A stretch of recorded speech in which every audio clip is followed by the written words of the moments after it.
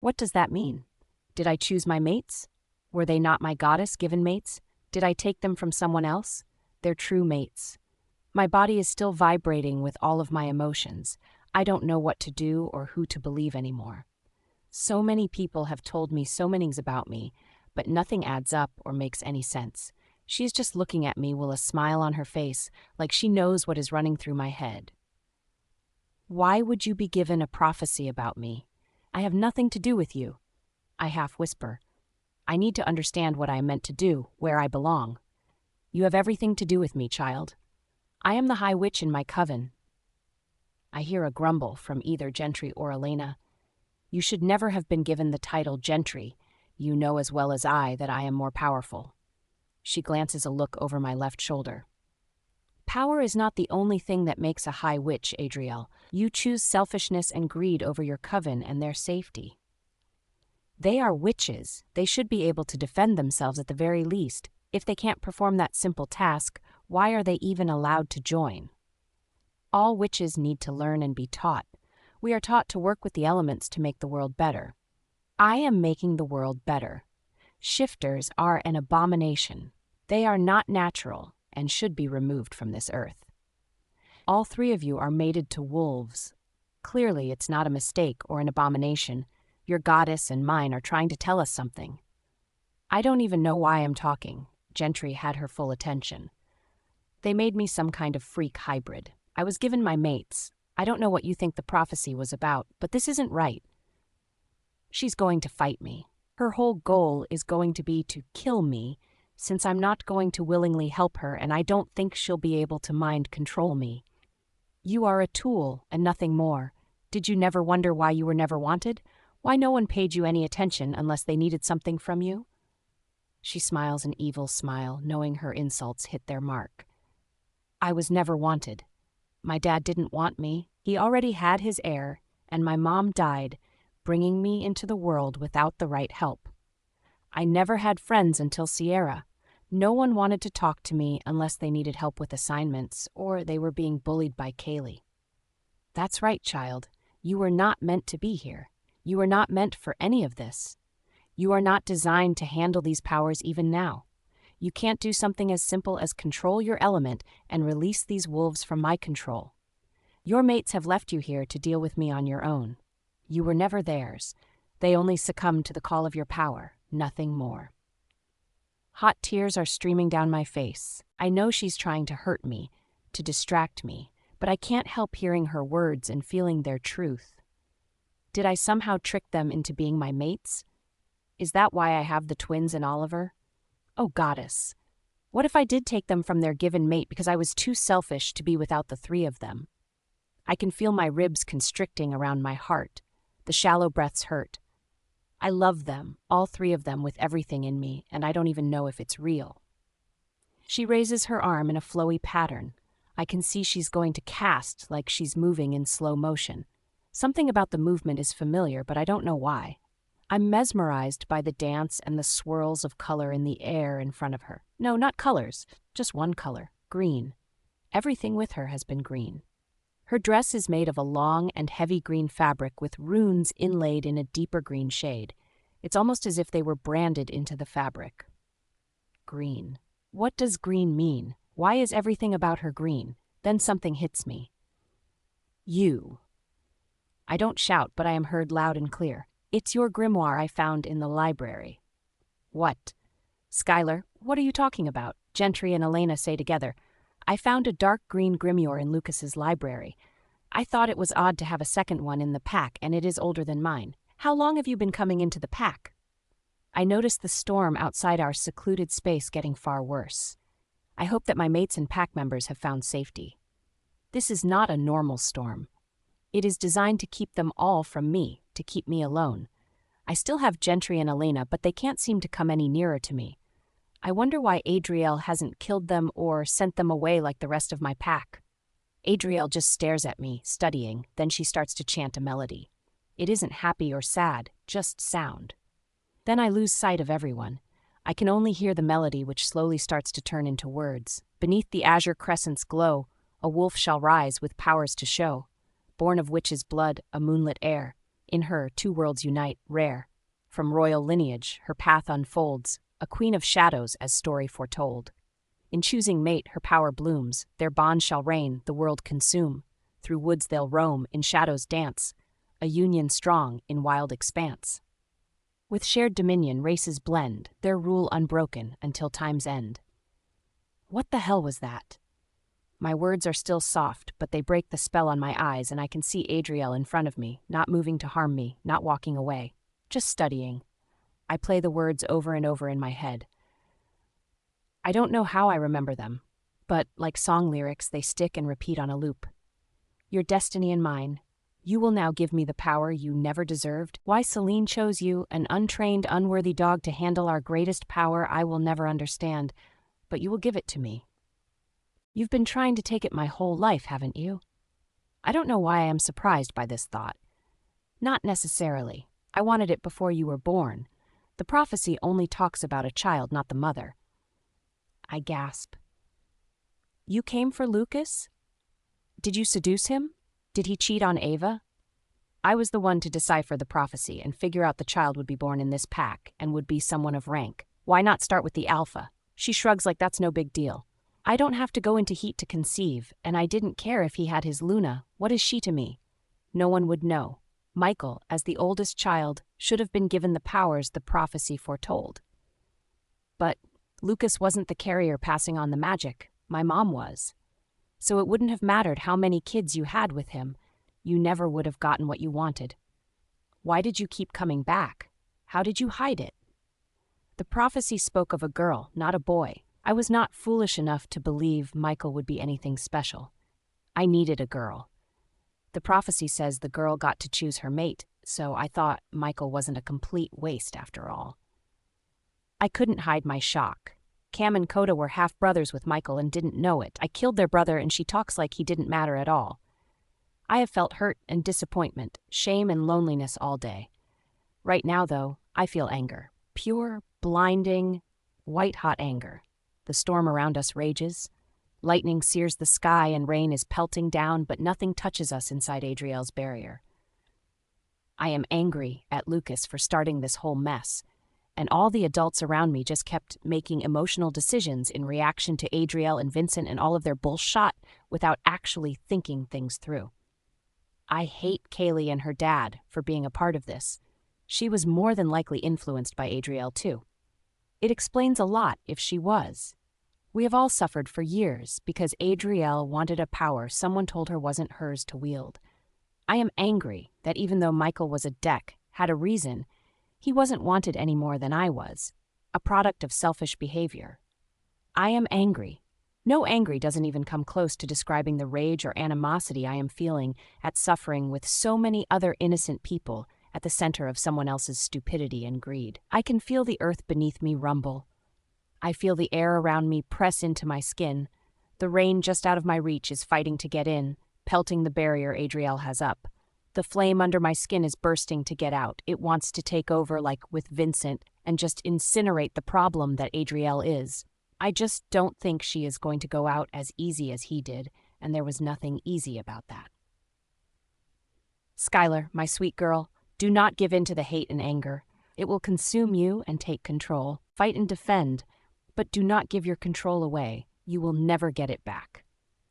I can see Elena has her hands up in my peripherals. I can't tell if she is showing submission or ready to cast. I just need to end this now. You know good and well it won't end here.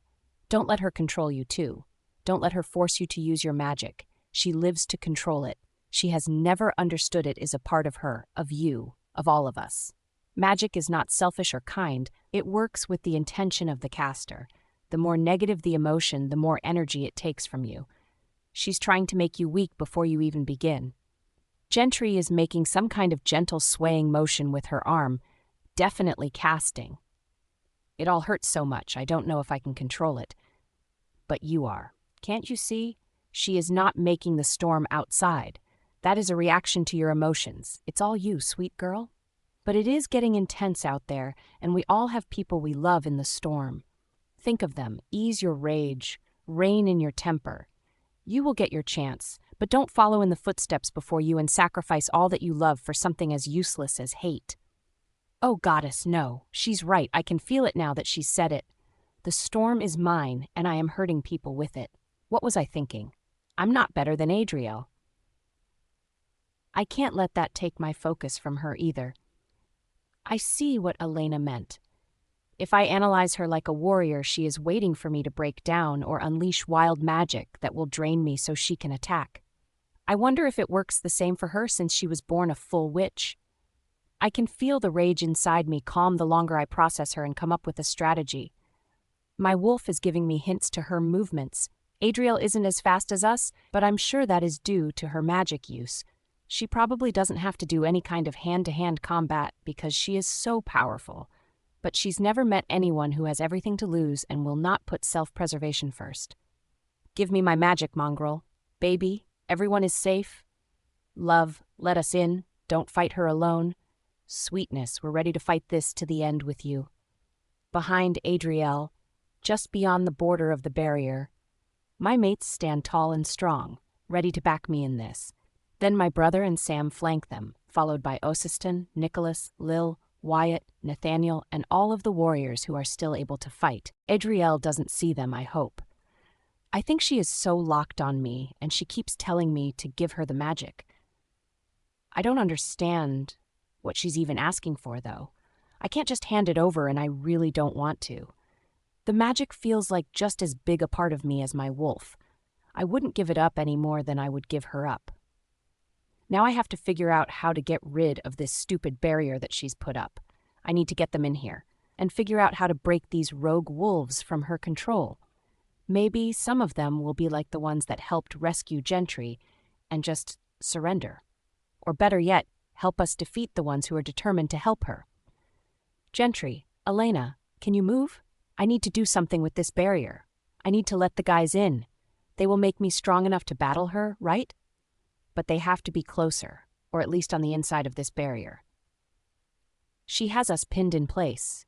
As her coven leader, I can break the spell, but it will take some energy.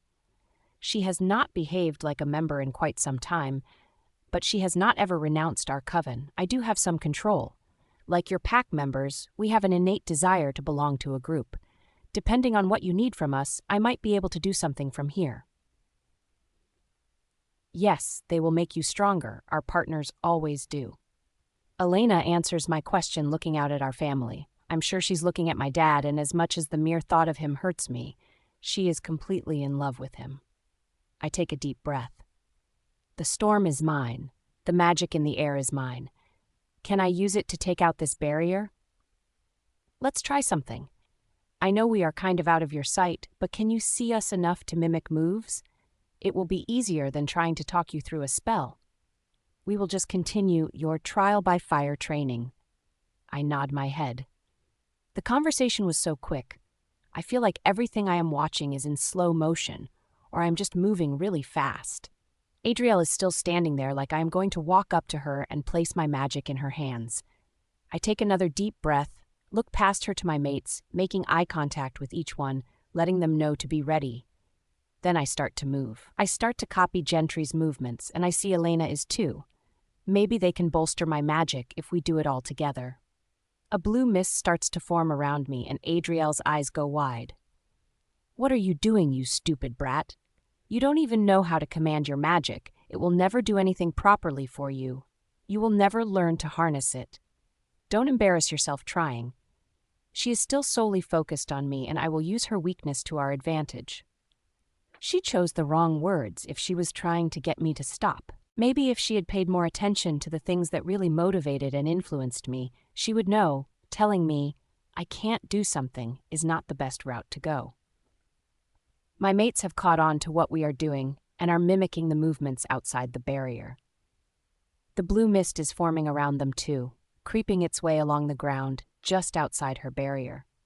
It makes me think of the twins' eyes and the argument I had with everyone forever ago about them having different colored eyes. Even when they themselves thought they had teal eyes, I saw them separately as individuals.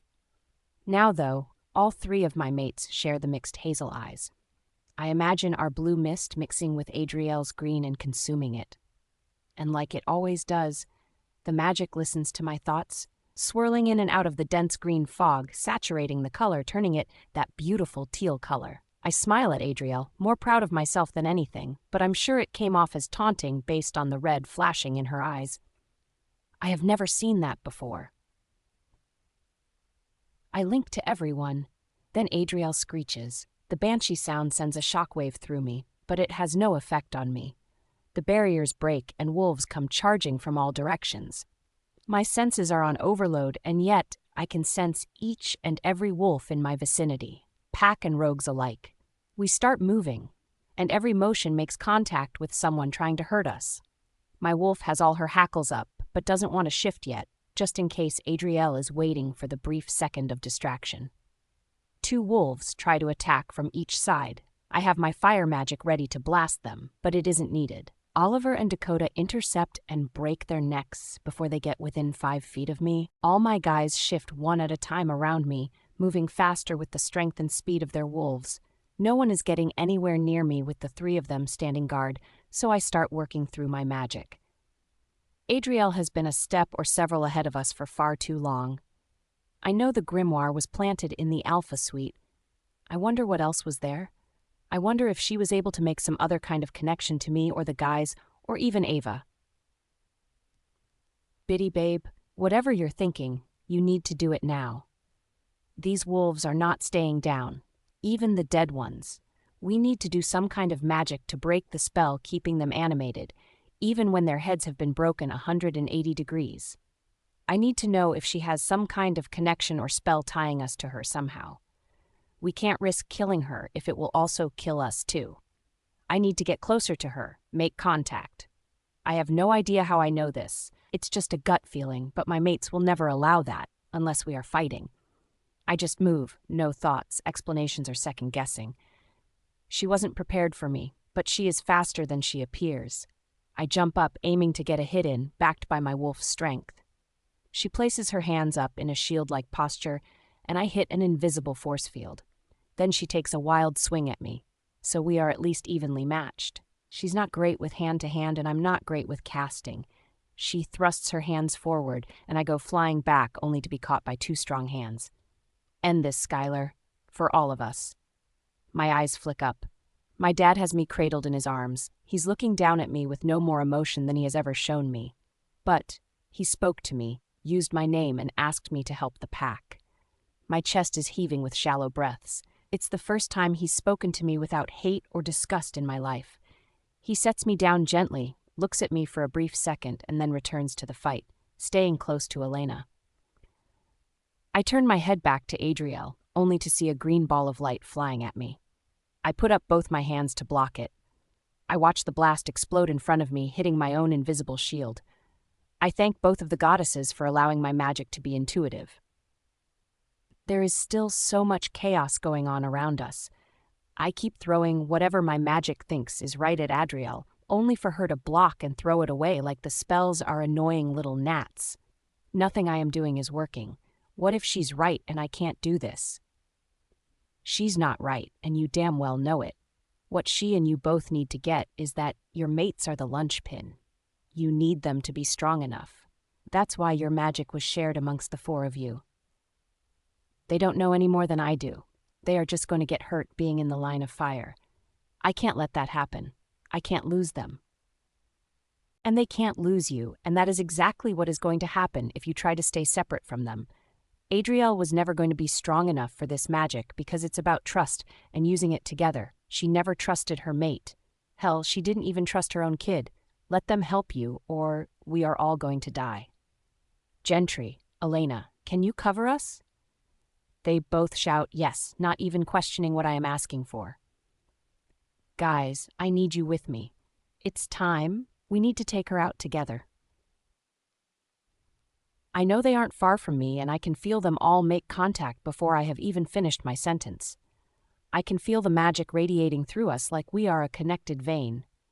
None of us are sure about anything, but if this is the last thing we do, it will be together. I take a deep breath in, and I can feel the blue magic swirl around us, bolstering my confidence. Everything feels so much better with the 3 of them close like this. The flow of magic is less muddy. It's a fine wisp swirling between the four of us, playful and happy even in this situation. Their fur is crackling with the magic they possess. We move forward as a unit. She is throwing blast after blast of magic at us. So far, nothing has hit us. But I think that is more Gentry and Alina than us. I know they can only help us for a short period of time, but I will take all that we can get right now. I am finding that my magic is speaking to me, guiding me as my arms start to move of their own accord. I am sending out all sorts of different colors from my fingers and hands. I can recognize what is an attack spell and what is a protection spell at least. Some are aimed at Adriel and others are towards rogue wolves attacking near us. Frustrated, Adriel screams, and this time the surge of power she sends knocks me back into Dakota's wolf behind me. That little stumble was the invitation she needed. She jumps forward, dodging Cam's wolf, and swipes at my face with her nails. No, not nails, claws. What the fuck? Where the hell did she get claws from? I ask my mates, still dodging swings and countering with my own. My mates are snapping at her with their massive jaws. But her magic is more advanced than ours, and she's keeping them far enough away that they can't harm her. I can feel warm liquid run down my cheek and can only hope that the wound heals properly. She's trying to separate us, but they are staying close, something she can't seem to counter with her powers. The closeness works for the magic, but not for the fighting. She finally lands a kick to Oliver's side, knocking him away from me. I am able to get in a full swing that she doesn't anticipate, though. The force I put behind it after she harmed Oliver was enough to send her flying back 10 feet and landing on her ass. I'm sure he was barely fazed by the hit, but watching him take any kind of hit set my wolf off. She doesn't stay down for more than a minute, though. As she barrels back to us, she is throwing spells from each hand. To her right, she is keeping Oliver busy, and to her left, Cam, while still sending shots towards Dakota and I. I start towards her too, hoping to distract her from my mates, and maybe they can come at her from behind. I'm not as fast as normal, though, and the sluggishness is pissing me off. I can still hear the grunting and groaning of the fight around us. I can't tell who is winning, but I haven't felt any of our pack members link break. That has to be a good sign. Then I hear humming in my ears. Adriel starts to invoke a spell. It sounds beautiful and calming, but the earth begins to shake as chunks of dirt begin to rise from the ground around us. Vibrating with her words, the dirt is suspended in the air. Her movements are slow and methodical. Before I can ask what she's doing, the small shards shoot randomly through the air, parallel to the ground like small daggers. We dodge them easily, but it hits me what she's doing when one of our warrior's wolves howls in pain and drops to the ground.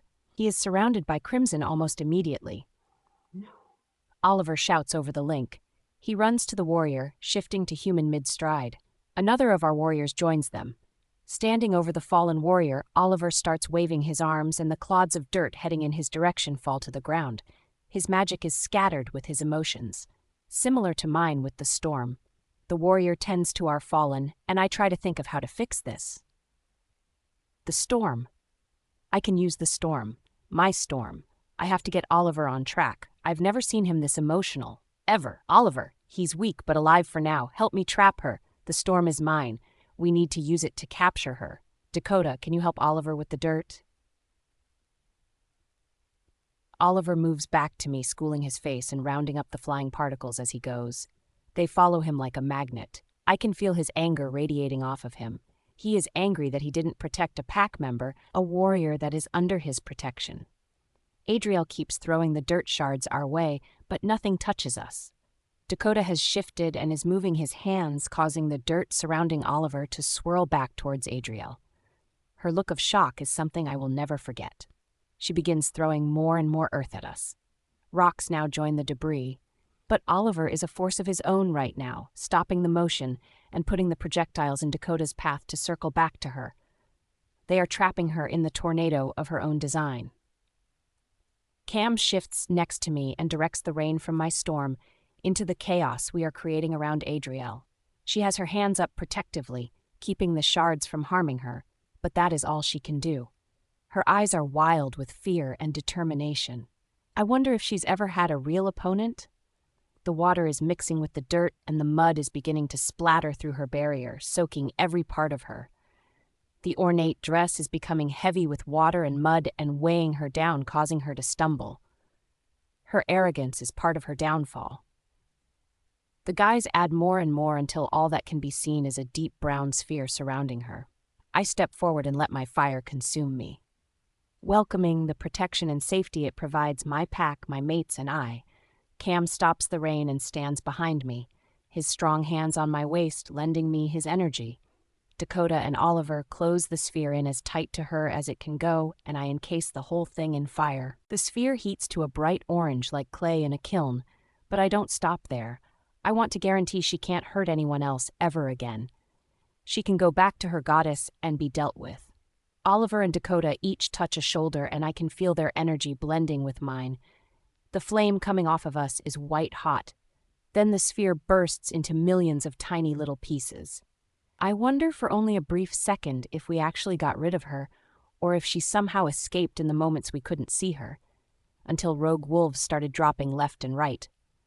The dead ones stayed dead now. My mates and I immediately shift and jump in to fight those that still think they have a chance. These assholes chose to fight with her for power, and they are not leaving here alive tonight. I let my wolf unleash her wrath on these morons. She hasn't been able to fight much today, knowing the magic side of me was needed more to deal with Adriel. Right now she is living her best life, tearing through the wolves who have decided to fight for this useless cause until the end. My mates never stray too far, and each of their wolves find mine to rub against us as often as possible as we weed through the rogues. Once we have dispatched all the rogue wolves back to the goddess, everyone helps to take the bodies to the compound we found outside our packlands. We set them up in rows and light a pyre. These wolves will get a chance to meet the goddess, and she can decide if they were working of their own accord or if their human was forcing them to go against our kind. We also took the time to search the compound buildings. I'm amazed at what we found. The space must have held hundreds of wolves as farm animals. There are no facilities here at all.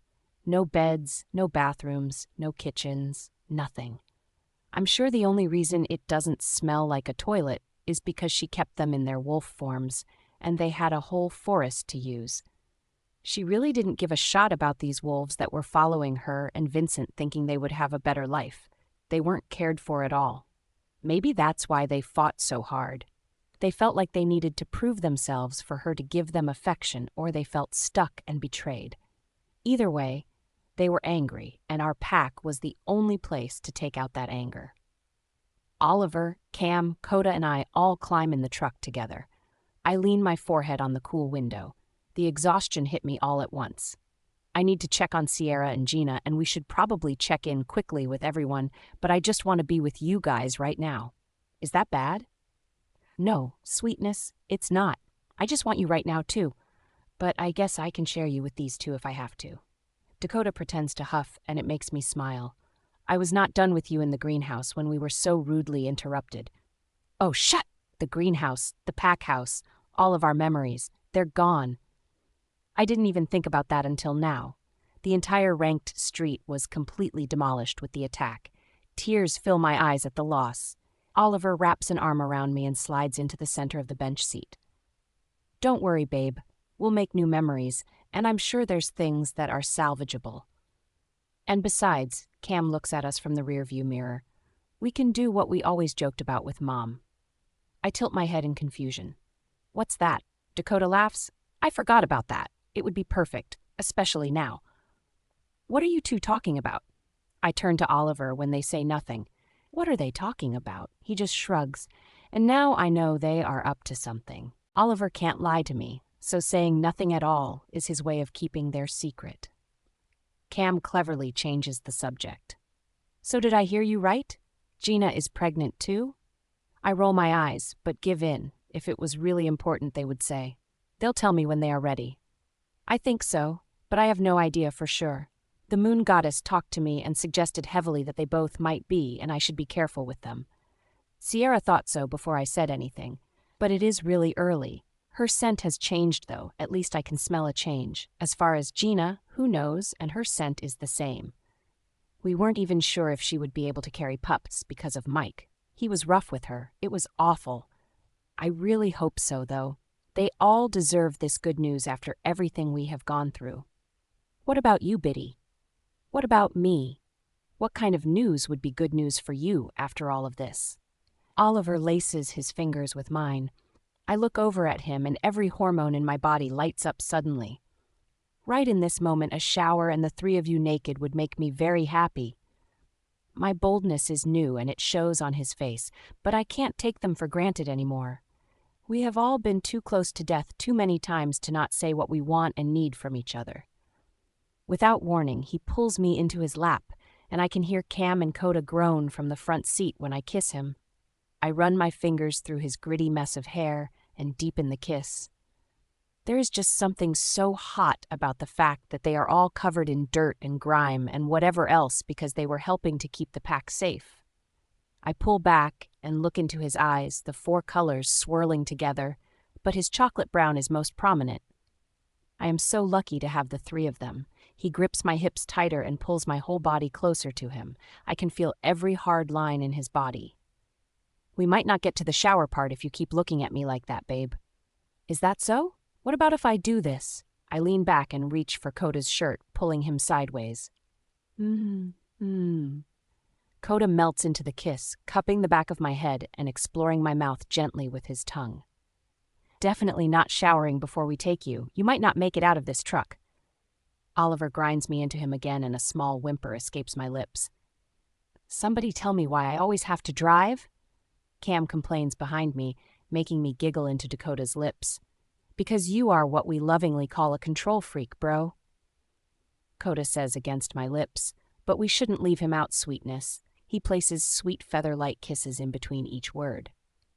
I shift and turn in Oliver's lap to face the driver's side and kiss the stubble on the edge of Cam's jaw and keep kissing until I get to his chin and then reverse my path back up to his ear. Does that make you feel better, Cameron? If you keep that up, we won't make it home safely.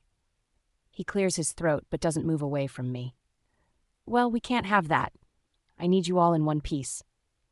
I kiss him again and then move off of Oliver and back to my own seat behind Dakota, smiling to myself. I like teasing them, so I change topics like, I'm not a horny mess. Do we know where everyone is staying?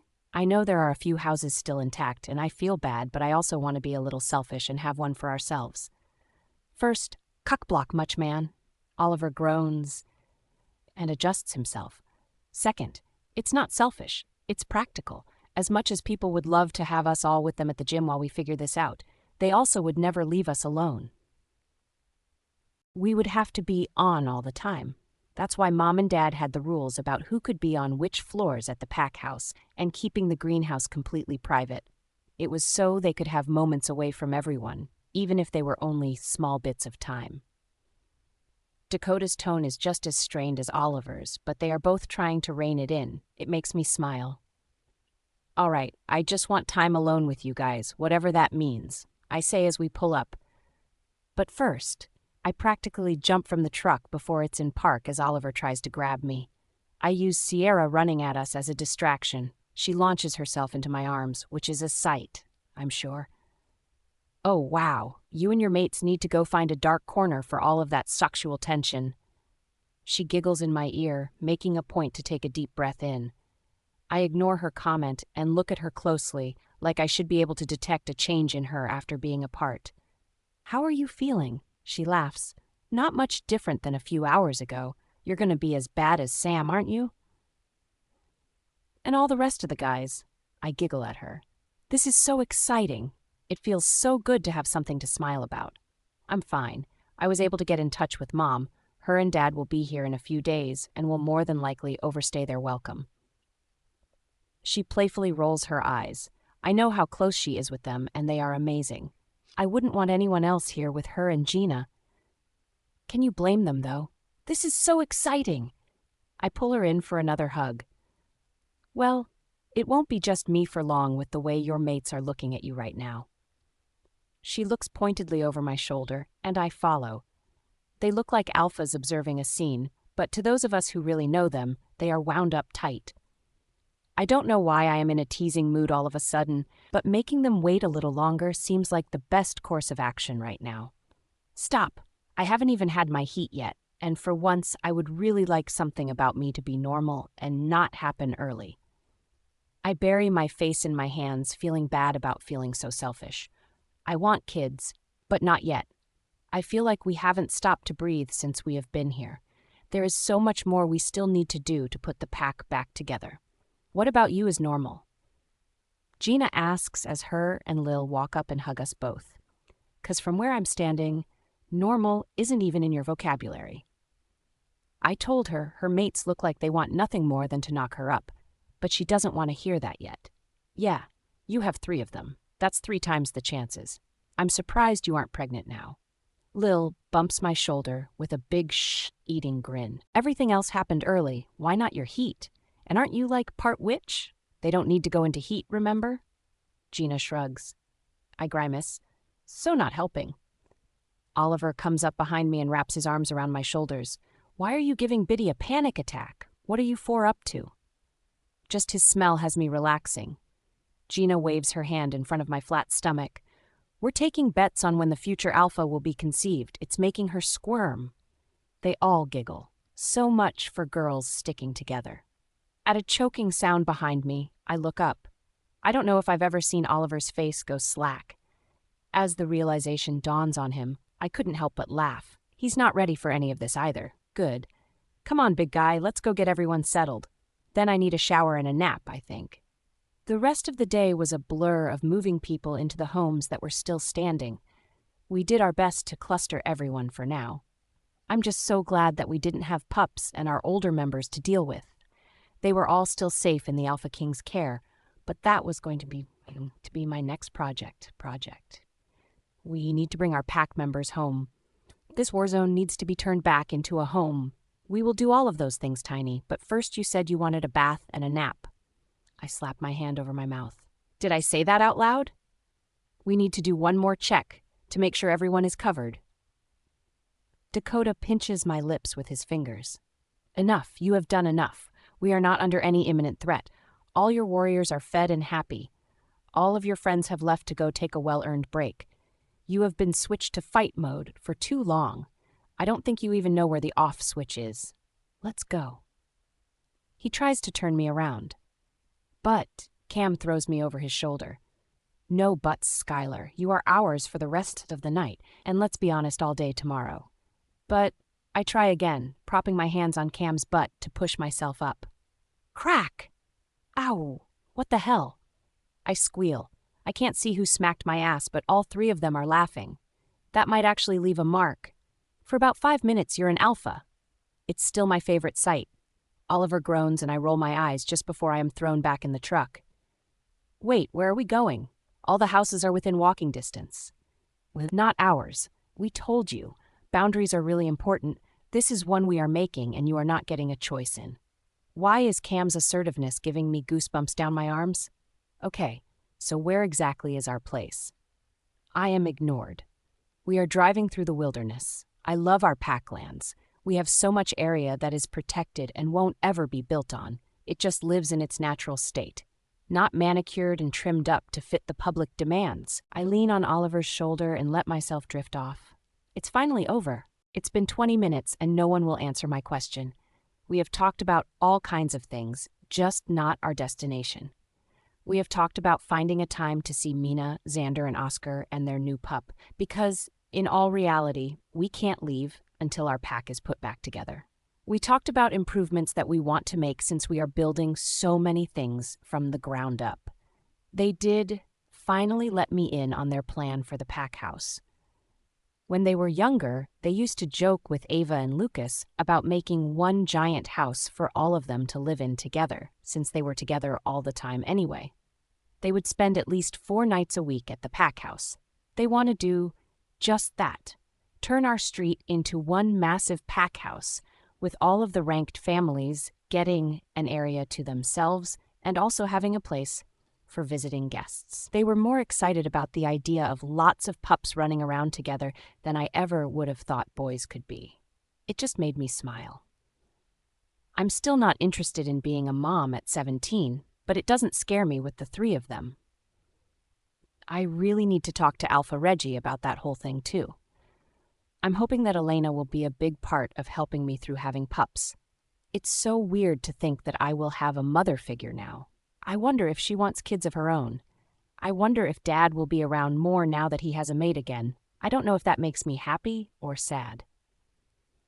Before I get too lost in my thoughts, Cam pulls up to this cabin right on the edge of our land. I can see the ocean just beyond. It must be set into the beach. I climb out of the truck slowly. I am too in awe. It is so simple and beautiful here. What is this place? I don't think I have ever seen it running loops around the pack borders. Cam slides behind me, wrapping me in his arms and whispering in my ear. This is the most eastern point of the territory. The border patrols usually don't come down this far since the ridge back there gives us a better vantage point. He points behind him to the elevation we just came down. This is another perk of being a ranked member of the pack. Our parents would sneak out here to hang out, sometimes all together, sometimes just as couples. This is another one of those places where no one else is allowed, and for the foreseeable future, it is our home. Oliver and Dakota each lace their fingers into mine. They all give me time to take in this incredible sight. This lightwood cabin is almost all windows. The wood is really just the skeleton framing in the massive glass. All the lights are on, meaning Lenny or Martha or both were here to set this up for us. I can see straight through, from the front walls to the ocean. There is no hindrance to the view. It is incredible. The main floor has an open-concept kitchen and living room, with a large staircase going up to a landing in the center. Under the staircase seems to lead out to a back deck. The upper level has complete walls, which must mean a bedroom. Are you just going to stare all night, or are you going to finally put us out of our misery, Smalls? I would really like to repeat the kiss in the truck and finish up what you started. I just giggle and take off. I'm not headed for the house, though. I'm headed for the beach. I want to see if I can get to the water before they catch me. I start throwing my clothes off as I go.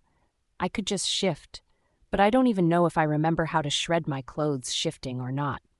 I can hear them laughing as I throw the different things their way.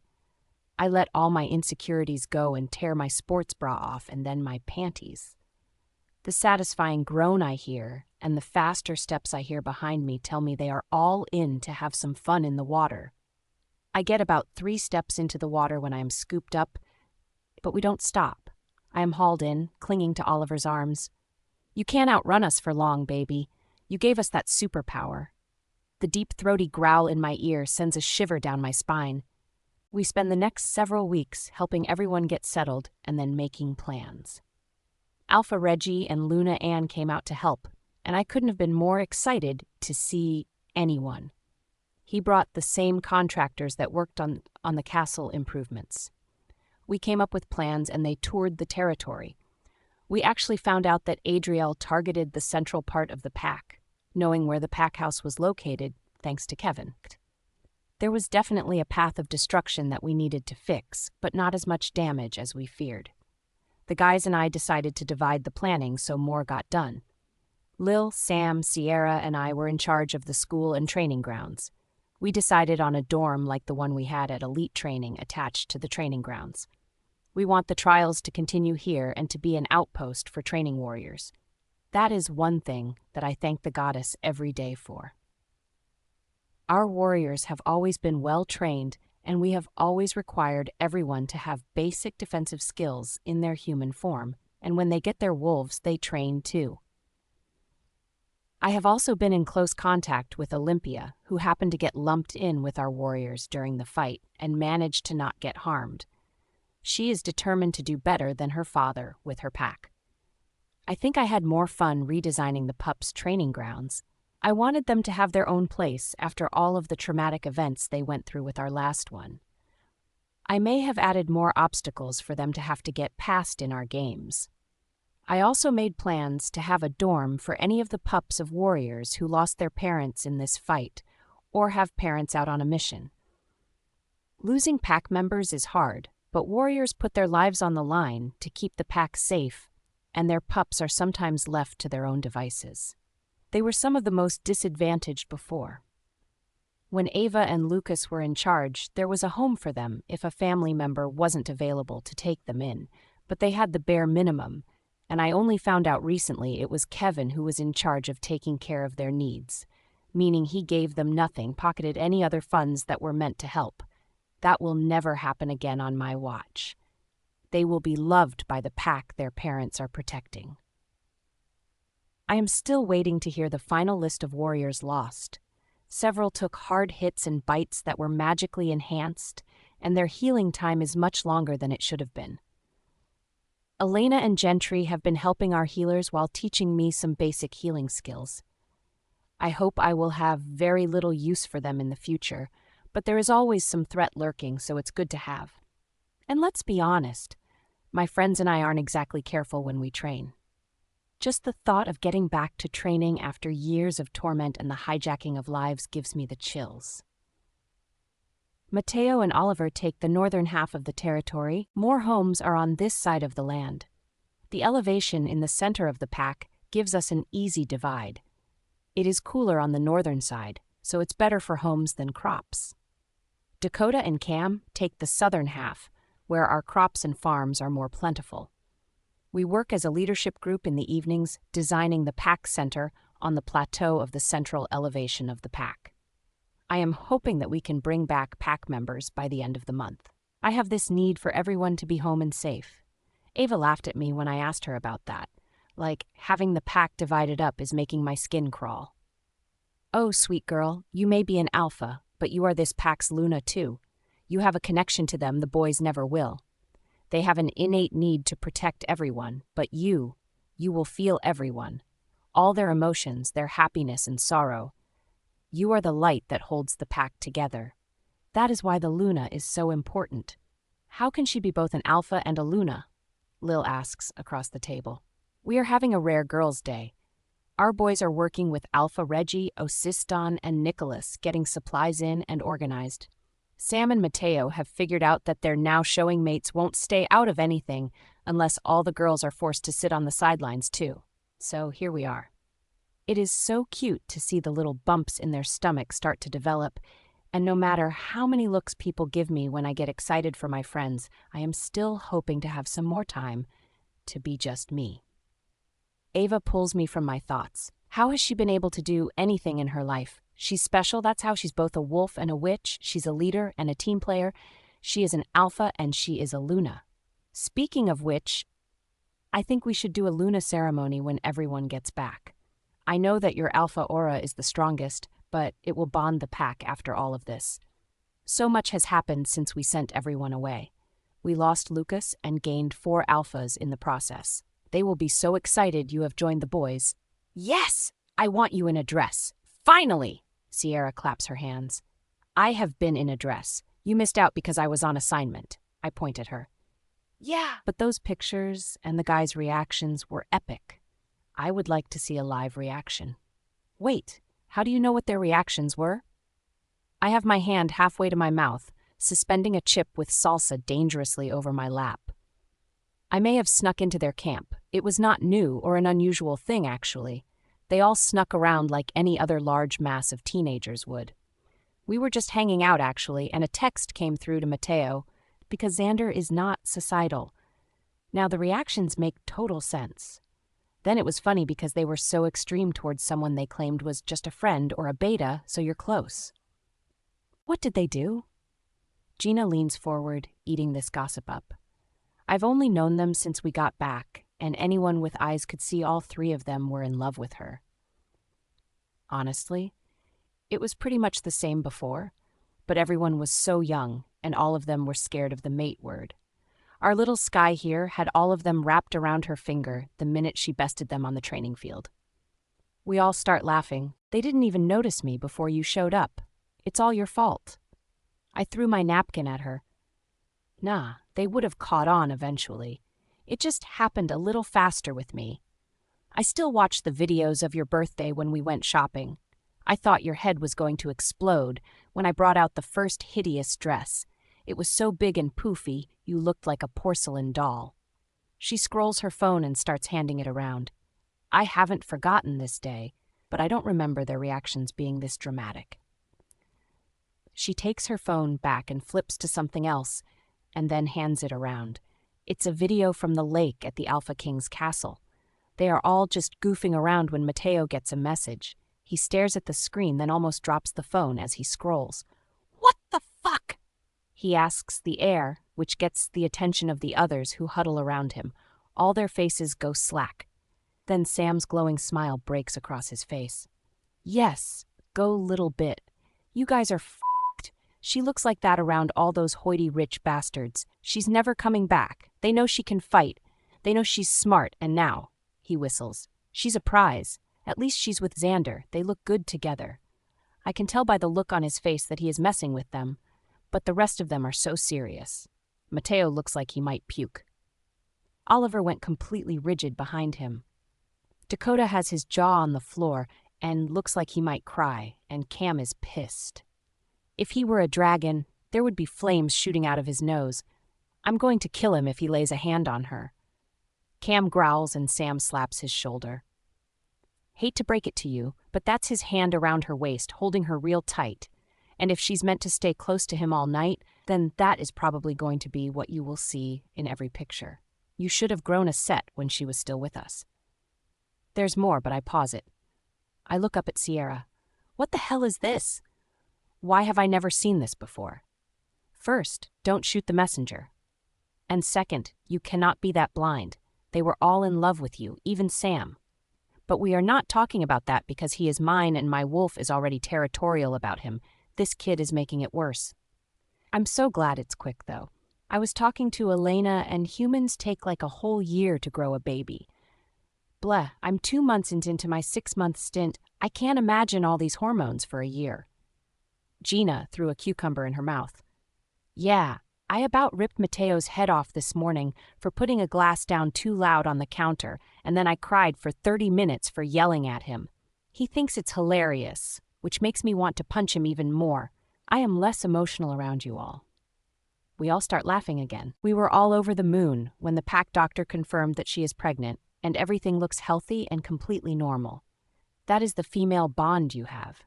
Everyone here has the capacity to go through pregnancy and hormones the way you are right now. Your wolves are very close as well. The female wolves will always protect and help their pregnant pack members. They are carrying the future. Ava looking at each of us. All your children will be close too. Look at the boys in Sky. She looks at me and wiggles her eyebrows. Oh, no, you don't. We are not talking about this. First, Sierra, what's to play dress up, and then you are trying to get me pregnant. I'm sure you can find other ways to torture me. They are all laughing again. We know you're not ready, sweet girl, but that doesn't mean that I'm not ready, and I will never stop asking. I hope you have a dozen. She rubs her hands together like a cartoon villain. I about choked on my water. She has lost her fucking mind. She did let the subject go after that, thankfully. And just to make sure it didn't come up again, I mind-linked Gentry and Alina to train with me so I would have an excuse to leave. All the girls complained when I got up to go, but as the resident workaholic, they all know I can only sit still for so long. We did actually work, though. I'm learning nature magic and how to feel through the grass and dirt. I can actually hear the trees communicate even from the center of the pack all the way out to the mainland. It is so cool, but takes a lot of concentration, which is hard right now, having so many decisions needing to be made. I think this will be one of my favorite ways to meditate and relax, though. It only took a few weeks to get enough housing done in the southern part of the pack for the agriculture omegas to move in and begin tending to the damaged lands our produce grows in. The rogues that came through here were focused on getting rid of our food supplies, not the places where wolves who grew the food lived. Nothing is growing yet. That just takes time. But the sight of cleared farmland brings hope to everyone. We also brought in pack members who had any skills in building so the projects could go faster. It's been great getting a few trucks of members arriving every week or so. We are becoming whole again, piece by piece. We still don't have the pups here, but Gwen checked in with Kyle yesterday and said they were training hard. keeping the warriors on their toes, and are ready to prove they can come home and help keep the pack safe. It made us laugh to hear some of the things that they are getting up to. I miss all of the little voices playing, yelling, and just consuming the pack in their laughter. We finished the dorms first since it is the most centrally located. It's housing everyone who is working for us, and we can feed and care for them more easily. It was also the most simple to build and furnish. Martha has returned to her diner, which is, surprisingly, still standing. She won't let any of us in yet, not even to help. She wants to wait until the whole pack has returned. We just laugh at her, but no one messes with or crosses Martha. It's fun to see the pack returning to life. After a long day of building and moving more people into their new homes, I showered and changed into comfortable clothes. Waiting for my mates to get back from the jobs they have all taken on, I am just lounging in the hammock that Oliver set up for me on the beach, staring out at the water. He built it big enough so I could lay out here by myself, but more importantly, with any one of them, and they would fit much better than the tiny little one I had in Ava's garden. I am totally in love with this beach house. I don't think I'm going to share it with anyone but my mates when everything is all said and done. Its only downside is also its upside. It is so far from everyone else. I love having the guys all to myself, and the sound of the ocean in the background is perfect. It helps me feel calm when my mind starts to wander, and I remember I am only 17, just a kid. Some of these pack members were around when I was born, and now I have to help lead them and keep them safe and happy. I am supposed to help teach and guide these people, help make decisions that affect all of them, and that is a scary thought. Am I ready? Are any of us ready? I rub my eyes. This pup thing is going to make me a little bit crazy, too. I know that my friends are just giving me a hard time, but the rest of the pack members that are here just assume that since I am mated to the guys that we will start popping out kids any day now. I have had to get creative with diverting those conversations when they come up. What they don't know is my family's history with pregnancy and how really very serious and scary it is. I need to have a good long conversation with Uncle Reggie about it, but that just seems super weird. So Elena and Gentry have been my go-between with him so far, which makes the conversations about pregnancy and delivery so much less awkward. It will need to happen eventually. I need to know firsthand what to expect so I can prepare. That seems to be the consensus in the women who lived through the delivery. The witches are coming up with a plan that sounds completely plausible with spells and herbs, but I haven't even had my heat yet. And I hope the moon goddess hears me and will just let me be for a little while longer. After all the recent problems and what happened to my mom, I think Mateo is just as afraid of me having pups as my mates are. They still don't like to talk about what the first female goes through. What are you thinking about so hard out here, Biddy? I heard his footsteps, but he still manages to startle me. Can you hear my inner thoughts going crazy as much as my emotions? I giggle as Oliver picks me up and lays in the hammock with me, sprawled on his chest. You have a look, that's for sure, but sometimes your more intrusive thoughts reach out to me. What's up? I rest my stacked hands on his chest, propping my chin on the backs, looking up at him. I was just thinking about how young we are and we are supposed to be responsible for all of these people, and wondering if we are ready? I leave out the part about having pups. He gets quiet for days when we talk about the risks. It has also been a huge topic with Gina and Sierra running around hormonal and showing. Any pack member anywhere will talk about pups all day long if you let them.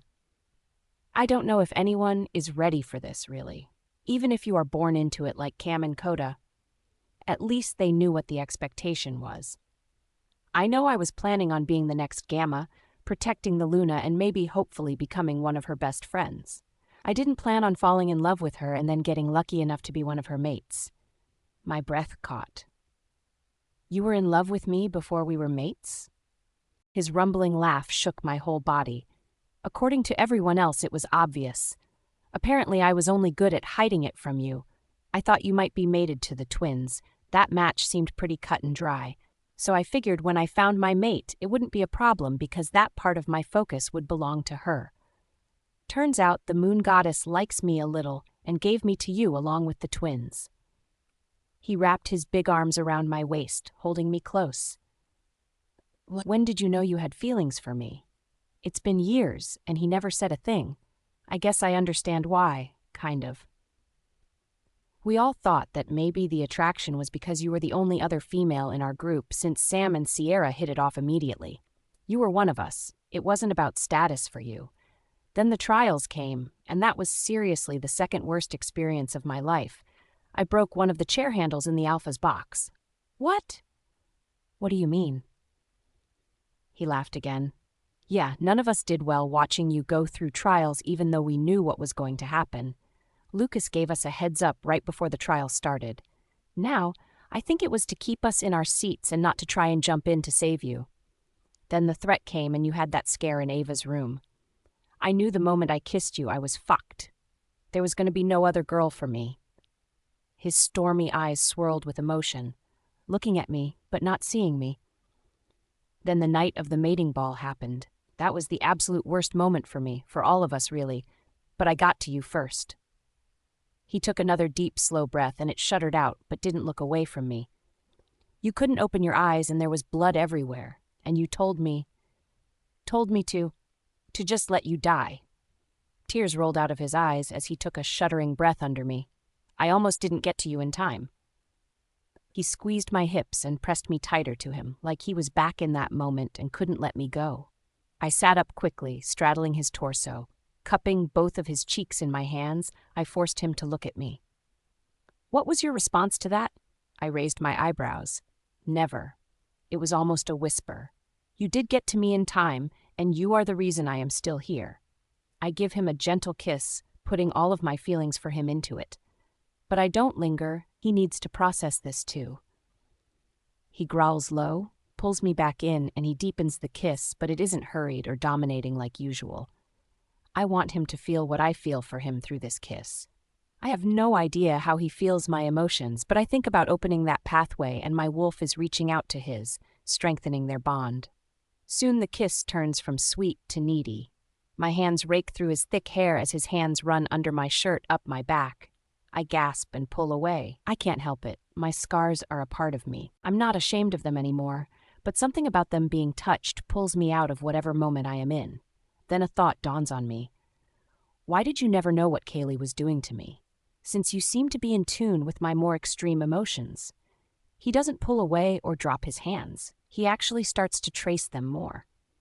Actually, I did, but I didn't know what was going on at the time. Do you know why I started getting tattoos in the first place? I hesitate. No, shortly after we shifted for the first time, I got these. I never knew why. I think I do now. What are you talking about? He takes my hand and places it on his bicep, where an ornate tribal tattoo wraps around. He continues to glide his other hand up and down my back. This one. He moves my finger so it traces over a triangular-shaped scar toward the back of his arm, while he finds a similar pattern on my back. Came first, then this one. He traces two identical lines that have a slight curve, both with my hand on his arm and his other hand on my back. Showed up a few days later. And then these were the last. 6 little jagged slashes about 2 inches long each. I remember this one because it felt like they used a barbed tip on the end of the whip that time. How is it possible you have these and I never noticed before? I covered them with tattoos almost immediately, and the silver in the tattoo ink can leave some small scarring, giving me the excuse I needed. I thought they were some kind of result of shifting and that maybe something went wrong or it was a sign that I was a gamma.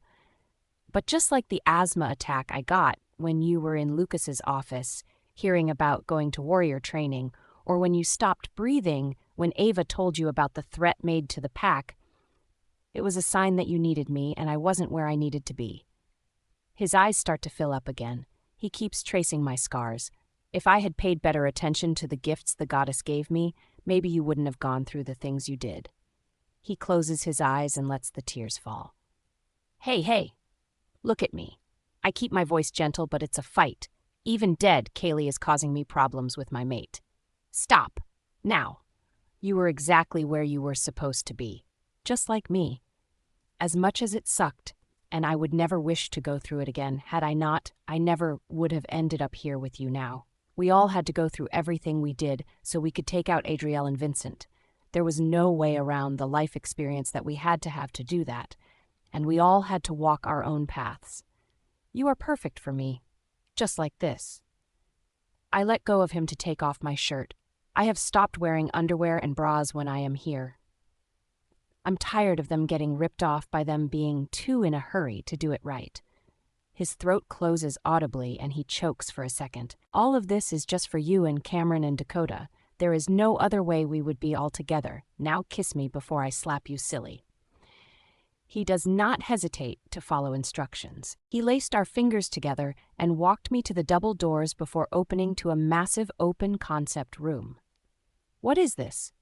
We will show you the plans later. We actually need your input on a couple things. What I have to show you is over here. Dakota keeps walking me through to the back. There isn't anything here to indicate what they want to use this space for, so I couldn't even guess, but the windows set in the back wall almost make me cry. They made sure to recapture the entrance to the patio. It was always my favorite thing about the kitchen in the pack house.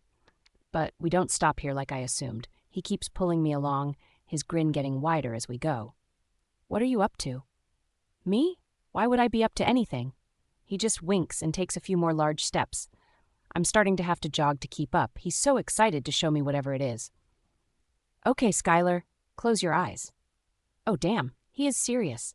I think he's used my given name less than a handful of times in my whole life. I don't even hesitate to shut them. He steps behind me, placing a hand on each shoulder and starts to guide me forward. I hear a metal click, a whoosh, and then I'm hit with warm, humid air. There's no way, I whisper again. It cannot be possible. Our entire home was completely flattened in the attack. He moves me forward a few more steps. I can hear water trickling not far from me and smell the damp earth freshly tilled and planted. I can smell roses and lavender, jasmine, and eucalyptus. It is heavenly. We stop, and he shifts me a few times, and I have to laugh at him trying to get the angle right. Dakota, can I open my eyes yet? I whine at him, but with a smile. He kisses me gently, laughing at his ability to get to me. Once he returns to my back and places both hands back on my shoulders, he whispers, "Take a look." I open my eyes slowly, and I am lost for words for the second time today. It is gorgeous. It's our garden, but so much more. The pool is still in the center with the zero-depth walk-in, but instead of being rectangular, it is a circle in the center of the room. To one corner is a massive lounge area that was definitely made for all four of us to fit comfortably. In another corner, a vining plant looks like it is being trained to climb the wall over a black iron dining table with 4 chairs. To my left, the soft river stones line the floor and walls where a rain shower head is concealed in the ceiling. To my right, raised planting beds house many different plants that I would take a guess pertain to magic somehow. There is a stone path that surrounds the pool and leads to all the corner pockets of the space, and plants are everywhere. It is amazing. I turned to bury my head in his shoulder and let my happy tears fall. They did this for me. Welcome home, Sky. He whispers. I look up to thank them all, but it's just the two of us. I pull back confused. Where? It's my turn. I told you we would all have plenty of time in here together. He leans forward asking for permission, and I don't hesitate. This is so amazing.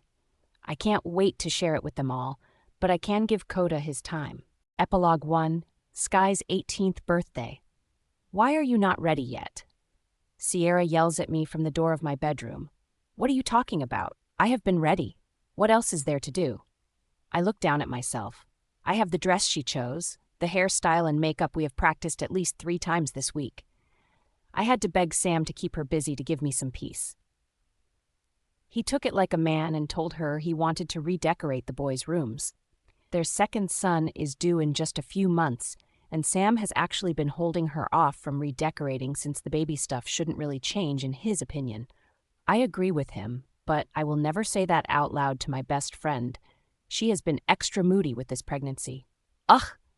I have to make sure everything is perfect. I can't have my best friend look ridiculous when she is becoming an alpha Luna. The title she has given me is so stupid, But another thing I can't say because she will either try to fight me or burst into tears, and she's right. Today is not the day for things to go wrong. Hey, breathe. It will be perfect. You have done such a wonderful job on everything. Now take a deep breath and stop stressing my nephew out. I reach out to rub her baby bump. She is such a natural mother. She has even taken on the kids who lost their parents in the war with Adrielle and Vincent. The pack house is a revolving door of children, and we all love every second of the craziness. She takes a deep breath and lets it out slowly. I know. It's just really important, and everyone is here, and it's your birthday, and we haven't done anything yet, and I know that we always do something special for birthdays, but the pack house is jammed full of people, so we are missing out on that too. I jump up from my chair and put my hands on her shoulders, making her take my seat. Stop. Right now.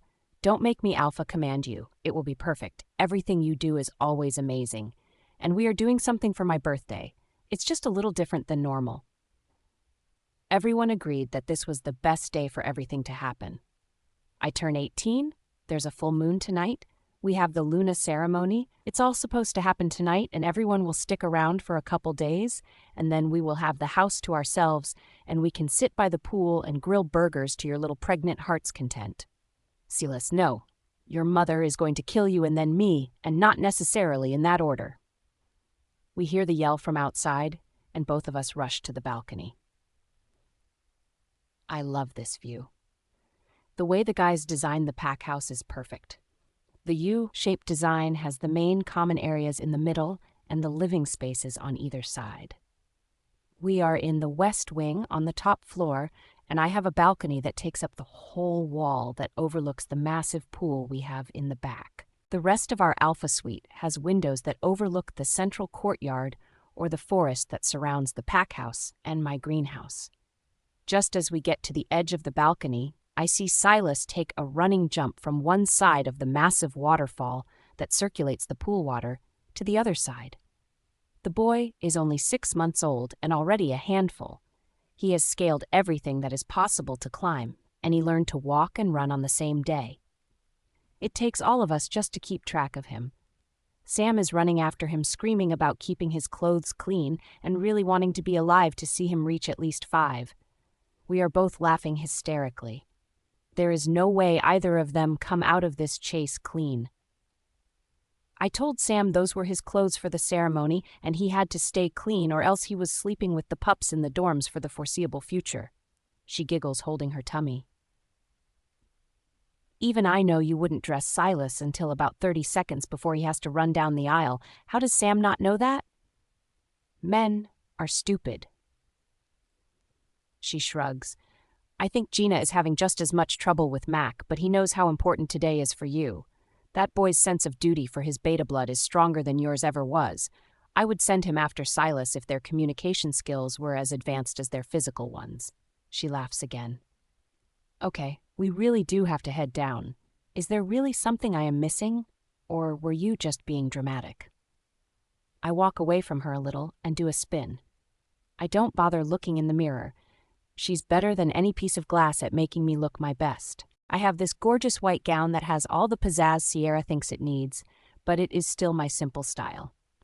It is a mermaid-style dress with a bunched satin material making up the top of the bodice.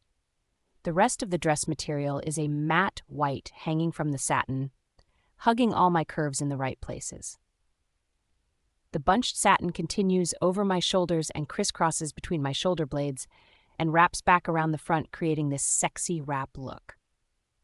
It finally finishes in the back, just above my tailbone, where the satin attaches and hangs like a pleated train to the floor. Sierra has my hair loosely pulled to the side and over my shoulder. The beach waves are pinned strategically to look effortless, but they will not move at all. Luna Ann sent my silver shoes so I could wear them and tease the guys a bit since Xander got to see me in a dress for the first time before them. They probably won't even notice. But the nod is still funny to me, and Xander is sure to bring it up if he notices. No, you look perfect. Let's go. She laces her arm with mine and we walk out together. Lil and Gina meet us as the elevator stops on the next floor down. Oh yes, they are going to die when they see you. Gina coos and Lil laughs. I bet Dakota tries to get you in the greenhouse for a quickie before the ceremony starts. You're on, Gina laughs. There's no way Cam is going to let anything stall this ceremony. It has taken too long to happen as it is. And besides, him and Oliver would never let Coda have all the fun while she looks like that. I bet you go into heat immediately. I look down at my feet, knowing my face just turned beet red. I don't know why it still embarrasses me to talk about my sex life. At this point, we are all adults and everyone here, but Lil, is mated, and 2 of my friends are mothers. This is not new territory, but something about my sex life with 3 mates fascinates everyone, and I don't enjoy it when it comes up. At least now she looks like the innocent little Luna she's supposed to be, and not the well-versed bedroom goddess she is. Lil prods, sending my embarrassment through the roof. I'm actually surprised you can walk most days. Oh, stop. I cover my face, trying to reel in the heat in my cheeks. You act like we do nothing but have sex. I mean, if my mate looks like you or any of your guys, I probably wouldn't leave our room for a month. So take the compliment. You are hot? They are hot, and so far you have had the luxury of being mated, early I might add, with no heat or any of that craziness to deal with. If it was me, they would be tied to the bed, ready to ride. You need to get laid, my friend. Gina pats her shoulder. That would be great, but my brand didn't conveniently disappear, so I could find my mate early, like some of us. So you all will just have to deal a little longer with me living vicariously through you. Is it weird to be able to think about sex and mates and all of that? Be completely aware of it, but not be able to act on it. Sierra asks in research mode now. Yes and no. I mean, I don't have any urges, but I can appreciate a good-looking person when they are in front of me. She looks at me and wiggles her eyebrows. I guess the real question is, are you hoping for a male or female mate? I ask her, liking that the conversation has deviated to her. Can I have both? Why should you be the only one with multiple mates? It would never be boring. She laughs and then stops as the elevator doors open, and she steps out to look around. The coast is clear. Looks like everyone is where they are supposed to be. Do you 2 want to wrangle your gremlins for their adorably crazy entrance? She looks at Gina and Sierra, who just roll their eyes and laugh, but don't argue as they walk off. Copyright 2024 Miss L. Wrights and Ember Mantell Productions. Lil is in gamma mode now. She is my right hand, and I couldn't ask for anyone better. We have just a few minutes of silence, and then she turns to look at me. It's time, boss. She winks, and I roll my eyes. Epilogue 2, Alpha Luna Ceremony. The ceremony was beautiful. I don't think there was a dry eye in the area. Sierra and Ava did a beautiful job with the clearing behind the pack house. It's now a retreat for all of us, with benches and flowers strategically planted amongst the natural growing vegetation. It's a nod to the small garden that Ava had for me here at the original pack house, and the maze that Uncle Reggie would let me get lost in at the Royal Pack House. We love it, the kids love it, and anyone in the pack can come here for a bit of peace. As we all thought, my nephews stole the show, and I am glad to not be the center of attention for a little while. Their cute and wily ways kept most of the attention off of me as I took my place with my mates as the new leaders of the pack. Much to my dramatic friends' dismay, nothing exceptional happened at the Luna ceremony. I don't know what they were expecting, but lightning did not strike. The moon goddess did not visit us. No otherworldly tornadoes to lock us in time. Nothing. Actually, I shouldn't say nothing. All of our pack members got to welcome all 4 of us as their new leaders, and we officially accepted the positions. We said a farewell to Lucas and took the titles of Alphas of the Blue Crescent Pack as a normal Alpha and Luna ceremony would go. It was never in question who the next Alphas would be, but like Ava, Brett, Kyle, and my dad pointed out, our members missed a lot of the chaos, and they came back to a pack that was destroyed and without the Alpha they knew and loved. This ceremony was a way to bring them back and give them a feeling of control over what was going to happen moving forward. A sense of peace. We decided to relight the forever fire. That was a debate that went on for days. So many were afraid of the magic that was used against us, but in the end, Elena, Gentry, and I won out. Magic is a part of this pack now, whether anyone likes it or not. We will not hide it or shield our members from it. We will educate our members on what it means to have magic among us. For those of us who have been given gifts from both goddesses, we want them to be comfortable in their skin and know they have a place here with any of their gifts. We have even opened up our pack to Gentry's Coven, since Adriel decimated the land they were on as well. They love the ocean and have taken well to pack life. My brother finds me off to the side just watching everyone as they mingle around the pool and inside the kitchen. This is what we always wanted, full inclusion, while still maintaining some sense of privacy for those of us who live here. I want everyone to feel welcome and wanted. What do you think about so hard over here, Shorty? Nothing really. Just enjoying the bit of normal that we finally get to have. Is it strange that I still look over my shoulder, expecting something bad coming our way? No. For you, I think it is completely normal. Have you ever had a day when you weren't looking over your shoulder? His brow furrows after he lets the words fall out of his mouth. I just shook my head. I actually can't think of a time, no. Is that bad? I look at him, really wanting an answer. I still sometimes think that I am too broken to be in the position that I am. I am a warrior, and I just fought the biggest war of my life. What am I supposed to do now that it's over? Oliver was right. My switch has been turned on to fight mode for so long, I don't even know what it means to be off. No, it's not bad, and you are meant to be here. You were always meant to come home. I am so sorry that what took you away was the torture happening right under our noses. I will never stop being sorry for that. But I can't be sorry for the person you are, the Alpha Luna that changed our world. He nudges me with his shoulder, using that stupid title of Sierra's. I just rolled my eyes. So when are you going to tell them? I look at him sharply. What are you talking about? Apparently there are things you can hide from your mates and friends that your brother can see straight through. You are doing a great job suppressing the aura and scent, but I don't think that will last much longer, especially now that the whole pack will be hounding you. He smiles widely and winks. I stay quiet and look back at the group surrounding the patio and pool behind the pack house. Uncle Reggie has Milo, Silas, and Mac completely enamored with a story about the war his grandfather fought for the throne. He can barely stay in his seat with his wild gestures and exaggerated faces. The fire from the fire pit is adding to his dramatics. To them, he isn't the alpha king or some celebrity. He's just a grandpa or an uncle who tells great stories, and he is fully in his element. If he is this excited about all the boys that have been born into our ranks, I can only imagine what will happen if Mina, Xander, and Oscar have a girl. She will be the most spoiled, well-trained, full of spice princess they have ever seen. These boys have no idea what had to happen to make the world that they now know, but we will make sure they know all the stories and struggles that shape their future. All the kids will know. The pack is still young in its rebirth, but we won't let the past die.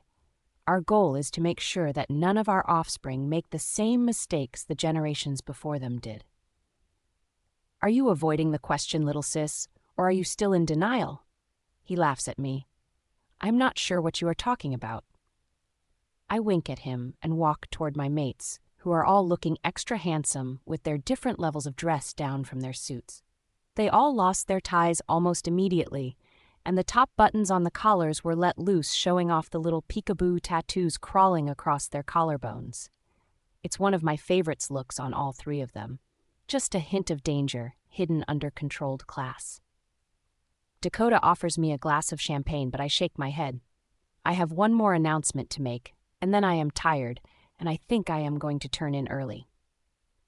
Anything you want, baby. This is your day. Oliver pulls me back into his chest, wrapping a protective arm around me. He is always quick to give me my way, especially with small things like bedtime. He saves his fights for the bigger things. I should have told the girls so we could take bets on reactions, but I think this will be more fun. I clear my throat, getting the attention of the people around us. The rest will follow suit soon enough. I want to thank all of you for joining us today. The last year has been a trying one for all of us, and we are on a path to strengthen relationships with old friends. I wink at Uncle Reggie and Xander, which earns me a growl from Cam and laughs from anyone near enough to hear. and establish new friendships and connections. I look at Elena and Gentry and nod. And bring in the next generation to an era of acceptance, hard work, and dedication to the positive growth of our pack. Our future Delta and Beta are proof of that. Yes! We are going to be the best ever! Silas interrupts, not missing a beat, followed by a roar of laughter. Once the noise dies down, I continue. I hope our future alphas have the same enthusiasm as their cousins. Although I think the boys are going to need it to keep up, they are going to have their hands full with 3 alpha females. I finish, smiling, and just let my words sink in as I look around. Who's going to catch on first? Are you fucking kidding me? Yep, she's my best friend for a reason. 3? You're having 3? Sierra is barreling towards me as everyone else catches on to the announcement. They all begin to cheer and celebrate all over again. My mates haven't moved behind me, and I'm almost afraid to look. She collides with me, wrapping her arms around my neck and shouting nonsense into my ear. She pulls back, placing a hand on either side of my face. How did you not tell me? How did I not know? I mean, you've known for a while in order to know you were having 3, and girls! Holy shit! This is so awesome. Who did you tell first? I had to talk to Elena and Gentry. No one else knew until right now. It's actually really scary for me and for the girls, so I needed to be ready. We have a lot to do. I give her a watery smile. This should be a happy moment, but I can't help but be scared. This is how so many women in my bloodline died.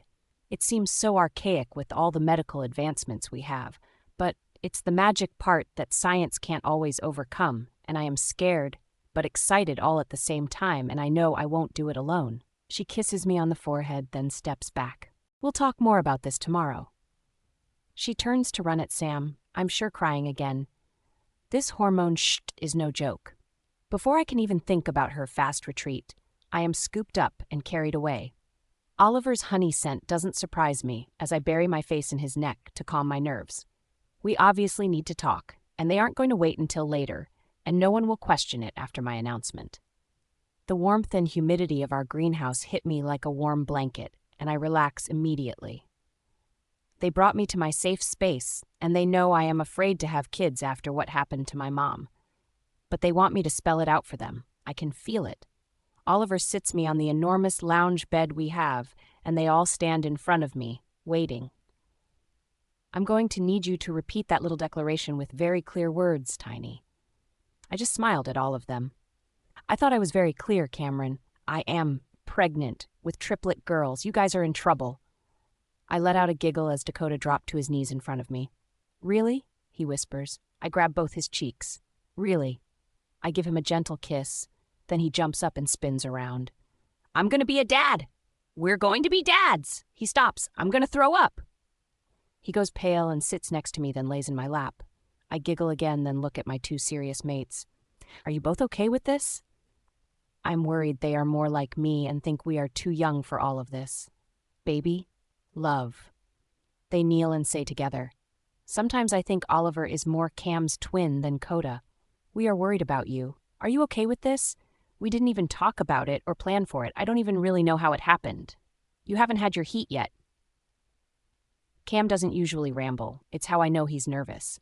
Well, our best guess is that I am part witch, and witches don't have a heat, so I may never have one and can get pregnant at any time. It's the only logical explanation. We're not even sure if the triplets are one from each of you or any other combination. Obviously, multiples are a high probability, but... Why does that sound like a challenge? Coda mumbles from my lap. We all laugh, but I slap his shoulder. It's not, and it's not a theory to test either. I look at Oliver. What? I didn't say anything. He strokes my cheek. You were thinking it. I narrowed my eyes at him, daring him to deny it. Well, considering your scariest and potentially life-threatening pregnancy is happening now, I don't see why we couldn't just see how quickly you're able to get pregnant after you have the girls. You know, once you're healed and we know you're safe. The practice would be fun. You guys are impossible. You know it's 3 girls? I nod and Cam puffs out his cheeks and blows air out slowly like he's composing himself. You're right, we're screwed. When you said it, my mind literally jumped to Silas, Mac, and Milo, and how we all were then and as younger teens. I mean, I am going to string up any guy who even turns to listen to them speak and just stands too close. He scrubs his face with both hands. Dakota sits up abruptly, looking startled. We are homeschooling them. No boys. No outsiders. Nothing. They can't leave our sight until their mates walk in and fight all of us for their attention. And they better win, or the goddess better have a plan B. Oh, stop. Do you think for a second any daughter of mine is going to let you lock her up? Have you seen Silas and Mac? Keep in mind they were born to work with and protect our girls. If they are that crazy, ours are going to be worse. And they are all going to look like you. Oliver whispers, leaning his head into my vacated lap. You are going to have to handcuff me to keep me from gouging eyes out. I don't think I am ready for this. The goddess must hate us. We must have done something terrible in a past life to deserve this torture. I giggle again. Well, they are coming. We really don't have a choice. The biggest things we have to worry about right now is my tiny body growing 3 of your big-ass offspring and surviving the birth of our firstborn girl. After that, everything is cake. Epilogue 3. What do we do? What can we do to make this better for you? Cam climbs behind me, resting against the wall of pillows behind us and pulling me back between his legs. Oliver's head drops to the bed unceremoniously. Not okay, man. He half grumbles, half laughs, then crawls towards me to resume his position in my lap. I lean back into Cam's shoulder. I'm not really sure yet. Elena and Gentry have walked me through what a standard birth with multiples would look like. And we have been going to the healers to take small doses of blood, so we have plenty on hand since we know that blood loss is a big factor. They have also been talking to the elder healers in the Alpha Kings pack about the birthing process for us. They actually have a lot of records and information, so I'm pretty confident in that. The biggest unknown is how the magic part works. Will it help the situation or intensify the bad stuff? We just don't know. I think the biggest thing for you guys is to work on your wolves and keep them in check. This is going to be hard, and none of you can interfere if something goes wrong, and the healers need to do their job to save the girls no matter what. I run my fingers through Oliver's hair. And you, Biddy, they are going to have to save you. We can't do this without you. Please don't talk like that. He pulls my hand out of his hair to lace our fingers together. Dakota climbs beside me and takes my other hand. Yeah, sweetness. You need to be around so we can see how long we can keep you barefoot and pregnant. He smiles at me while he traces the lines in my palms. I smile at him. You do know how miserable that sounds to me, right? And yet you didn't say no to the idea. He growls and leans in to kiss me.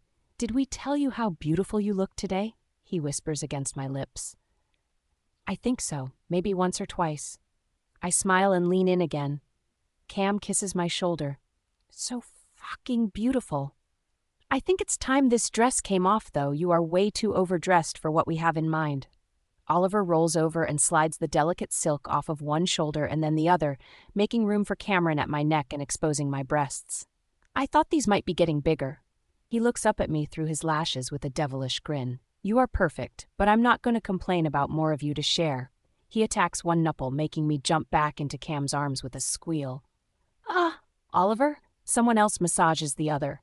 I love when they all come at me like this. I can't tell who's doing what, and it is pure bliss. Can we take you to the water, love? Yes, please. I am hypersensitive everywhere, and I love it.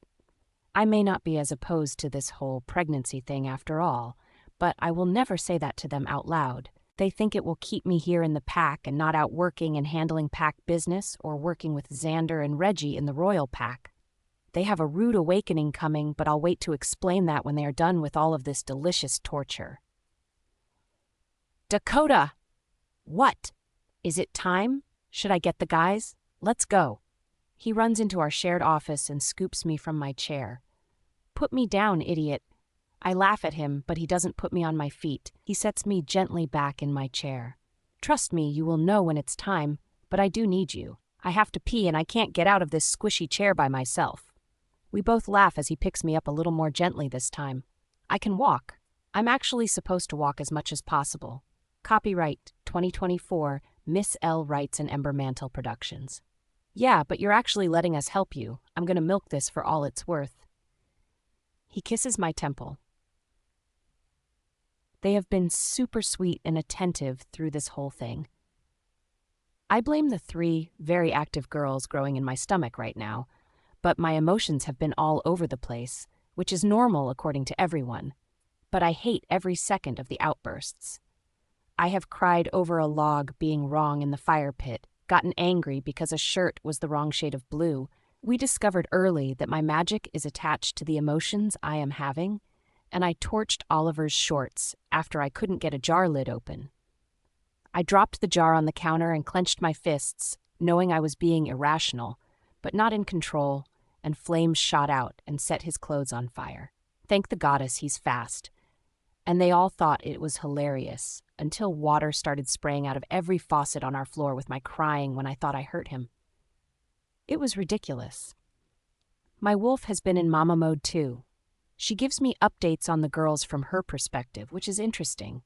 She can already sense their wolves and says they will be strong. I really want to shift and run again. I think that is what I'm missing most right now. I stopped shifting when we hit the 4-month mark, and I am so big that most of my workouts are basically impossible.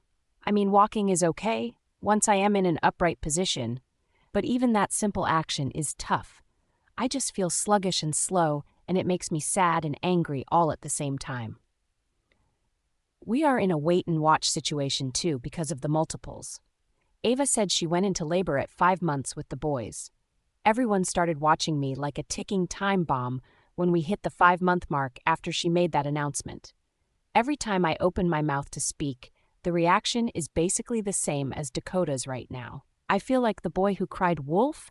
No one is going to believe me when I do finally go into labor. Their nerves will all be fried by then. Anything else, my lovely little balloon? You know, I am saving up all the cute little insults for when this is over so I can just kick your ass, right? And yes, I have to actually get off the toilet too. I bet you guys never thought of this part when you were all excited about me being pregnant, did you? Sweetness. I have seen you rip wolves to shreds, blow things up, show up covered in half the forest and 5 different guys' blood, not to mention being intimately aware of your entire body. Is he purring right now? Gross. This is normal, like actually, for real, normal. I love all of this. Well, that's great. Help me up, please. He laughs and pulls my hands, then kneels to put my leggings back into place. He looks up at me. You know, we haven't been out to the greenhouse for a few weeks. We could probably sneak out real quick. Epilogue 4. No, stop that thought right there. Once we start that, I get nothing done the rest of the day. I put my finger up in his face, then move past him to wash my hands, which is another amazing feat since I have to stand sideways. He just laughs behind me. They used to try to hide when they were laughing at my newfound obstacles, but I can't chase or catch them anymore, so it's just open season. Asshole, I mutter. What? It's cute. Thus he walks up and plants a kiss on my forehead, and then leans down to kiss my ever-growing belly, which immediately shuts down any irritation I have. We start walking down the hallway back to the offices when my whole body seizes. Coda.